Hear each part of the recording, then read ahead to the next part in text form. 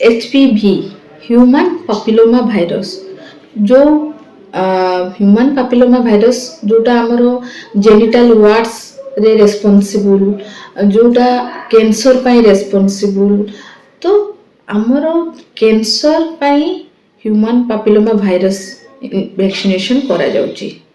तो झियो माननकु specially 14 year 14 वर्षर झियो माननकु HPV injection दिया जबार मेन उद्देश्य रहुची तांकर सर्वाइकल कैंसर टाकू आम प्रिवेंट करिवु।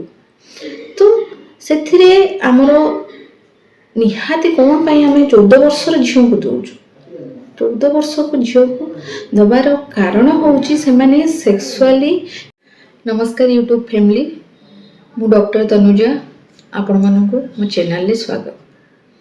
आज आम HPV वैक्सीन विषय रे जानिबा। HPV वैक्सीन कौन काहे की दिया जाउची, गवर्नमेंट ऑफ इंडिया कौन पाई फ्री ऑफ कॉस्ट रे दउची, तार उपकारिता आउ भ्रांत धारणा जोटा सोशल मीडिया रे बहुत मात्रा रे बढ़ी चलची। तो ता विषय रे आज आम संपूर्ण डिटेल्स रे जानिबा। तो आपण माने निश्चित वीडियो को पूरा देखंतु, टाइम दे देखंतु काहे कि ना now it is a hot topic. HPV human papilloma virus vaccine टीका जोटा आम specially cervical, anal, throat, vaginal, vulvar and penile cancer पाई दिया जाए। किंतु सरकार जोटा आमर फ्री ऑफ कॉस्ट रे एवरी हॉस्पिटल सब सेंटर रे दिया जिवो स्पेशली 14 प्लस 14 वर्ष गर्ल्स मानकु झियो मानकु सेटा केवल सर्वाइकल कैंसर पाई दिया जाउची। तो आमर 14 प्लस झियो को दबार मुख्य उद्देश्य होउची से माने वेनरेबल ग्रुप माने से माने मैरिज करि नथिबे। आफ्टर मैरिज आमर सर्वाइकल कैंसर होबार चांसेस बहुत बढ़ी जाए। सेक्सुअल कांटेक्ट पर सर्वाइकल चांसेस टा बढ़ी जाए। तो एमाने 14 प्लस गर्ल्स जे माने बाहा ही नाहते से माने मोस्ट एम्फासाइजिंग ग्रुप जे मान को आमे कंट्रोल ले आनी परिबा। तो सेथि पई सरकार से मान पई फ्री वैक्सीनेशन रो कैंप लगे जल्दी।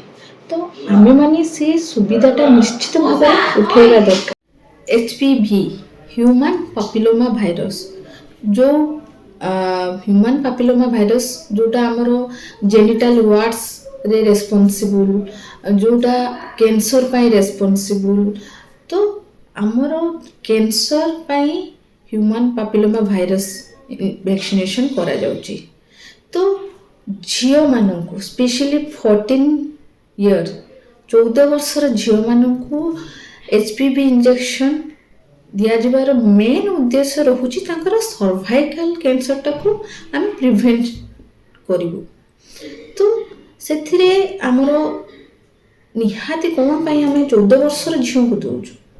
14 वर्ष को झियो को दबार कारण होउची से माने sexually vulnerable. HPV human papilloma virus जोटा ओडिशा सरकार भारत सरकार फेब्रुआरी 28 रे इनाग्रेशन करा हेची। फ्री ऑफ कॉस्ट रे एवरी मेडिकल ले आपन को मिलिबो कैंसर वैक्सीनेशन। सेटा केवल 14 वर्षर झियो मान को दिया जिवो। 14 प्लस झियो मान को दिया जिवो। तो 14 प्लस झियो मान को दबार कारण काहे कि ना से माने सेक्सुअल एक्टिविटी हे नथिबो। Before sexual activity right time prevention to cancer. आमर HPV वैक्सीनेशन टा specially cervical cancer vaccine prevent करिया पई दिया जाउची। तो आपण माने निश्चित भाव रे HPV वैक्सीनेशन आपण को झियो जदी 14 इयर ପ୍ଲସ୍ ହେଇଛି ତାହେଲେ ନିଶ୍ଚିତ ପାଖ ସ୍ୱାସ୍ଥ୍ୟ ମେଡ଼ିକାଲରେ ଯୋଗାଯୋଗ କରନ୍ତୁ ଆଉ ନିଶ୍ଚିତ ଦିଅନ୍ତୁ। ସିଙ୍ଗଲ ଡୋଜ୍ ଅଛି ତ ଆପଣଙ୍କ ଝିଅର ଲାଇଫଟାକୁ ସମ୍ପୂର୍ଣ୍ଣ ଭାବରେ ସୁରକ୍ଷିତ କରନ୍ତୁ। ଆଉ ଯେଉଁ ବହୁତ ପ୍ରକାର ଅନଲାଇନ୍ ଭିଡ଼ିଓଜ ଆସୁଛି, ରିମର୍ ଆସୁଛି, ବହୁତ ଭ୍ରମ୍ୟ ତଥ୍ୟ ସବୁ ଦିଆଯାଉଛି ଯେ ଭ୍ୟାକ୍ସିନେସନ୍ ନେଲେ ଆପଣଙ୍କ ଝିଅର ବନ୍ଧ୍ୟାକରଣ ହେଇପାରେ କି ବଂଶ ଆଗକୁ ନ ବଢ଼ିପାରେ। ତ ଆପଣ ଏସବୁ ଭ୍ରମରେ ଯାଆନ୍ତୁ ନାହିଁ। ବିନା ଭ୍ୟାକ୍ସିନ୍ରେ ବି ବନ୍ଧ୍ୟାକରଣ ହେଉଛି। ତ ଆପଣମାନେ ଚେକ୍ କରନ୍ତୁ କ'ଣ ଏଇ ଭ୍ୟାକ୍ସିନ୍ ନେଲେ ବନ୍ଧ୍ୟାକରଣ ହେଉଛି ନିଶ୍ଚିତ ଭାବରେ ଭଲ କି ନା ଚେକ୍ କରି ଦେଖନ୍ତୁ। ମୁଁ ଡକ୍ଟର ଜଣେ ନିଶ୍ଚିତ ଭାବରେ ଆଡ଼ଭାଇସ୍ କରିବି ଆପଣ HPV ଭ୍ୟାକ୍ସିନେସନ୍ ଆପଣଙ୍କ ଝିଅକୁ ଦିଅନ୍ତୁ। ଆଉ ଯେଉଁ ଆପଣ କରୋନା ଭ୍ୟାକ୍ସିନେସନ୍ ସହିତ ଆପଣ ତାଳମେଳ କରୁଛନ୍ତି ସେଇଟା ଏକଦମ ସେ ଭୁଲ। କରୋନା ଭ୍ୟାକ୍ସିନେସନ୍ ଅଲଗା ପ୍ରକାର ଥିଲା, HPV ଭ୍ୟାକ୍ସିନେସନ୍ ଅଲଗା ପ୍ରକାର। HPV ଭ୍ୟାକ୍ସିନେସନ୍ ହେଲେ ସାଇଡ଼୍ ଇଫେକ୍ଟ ଆପଣ ଯେଉଁ ଡରୁଛନ୍ତି, ସାଇଡ଼୍ ଇଫେକ୍ଟ ଯେଉଁ ଜାଗାରେ ଦିଆଯିବ ଭ୍ୟାକ୍ସିନ୍ଟା ସେଇଠି କେବଳ ହାଲକା ରେଡ଼ନେସ୍ ଟିକେ ହେଇଥାଏ, ନହେଲେ ଟିକେ ପେନ୍ ହେଇଥାଏ, ଯେଉଁଟା ସାଧାରଣ ଭ୍ୟାକ୍ସିନେସନ୍ରେ ସାଇଡ଼୍ ଇଫେକ୍ଟ ହୋଇଥାଏ। ତ ଡରିବାରେ କିଛି ନାହିଁ। ଆପଣ ନିର୍ଭୟରେ ଆପଣଙ୍କର ଝିଅକୁ HPV ଭ୍ୟାକ୍ସିନେସନ୍ କରାନ୍ତୁ ଆଉ ଭ୍ରମରେ ଯାଆନ୍ତୁ ନାହିଁ।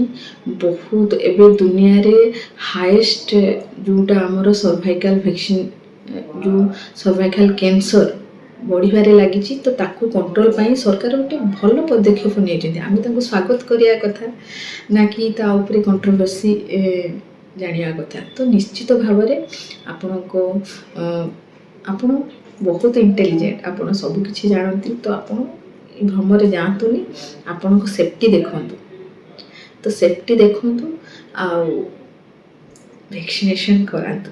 ଆପଣ ଜାଣି ରଖନ୍ତୁ HPV ଭ୍ୟାକ୍ସିନେସନ୍ ଯେଉଁ ସେକ୍ସୁଆଲି ଡିଜିଜ୍ ହେଉଛି, ଟ୍ରାନ୍ସମିଟେଡ୍ ଡିଜିଜ୍ ହେଉଛି, ତା ପାଇଁ ଦାୟୀ ନୁହେଁ। କେବଳ ଆମର ଭ୍ୟାକ୍ସିନ୍ ଗୋଟେ ହେଉଛି ସର୍ଭାଇକାଲ୍ ଯେଉଁ କ୍ୟାନ୍ସର, ତାକୁ ପ୍ରିଭେନ୍ସନ୍ କରାହେଉଛି ସରକାର ତରଫରୁ। ଏଇଟା ହେଉଛି ତ ଆପଣମାନେ ତା'ର ସୁବିଧା ନିଶ୍ଚିତ ଭାବରେ ଉଠାନ୍ତୁ।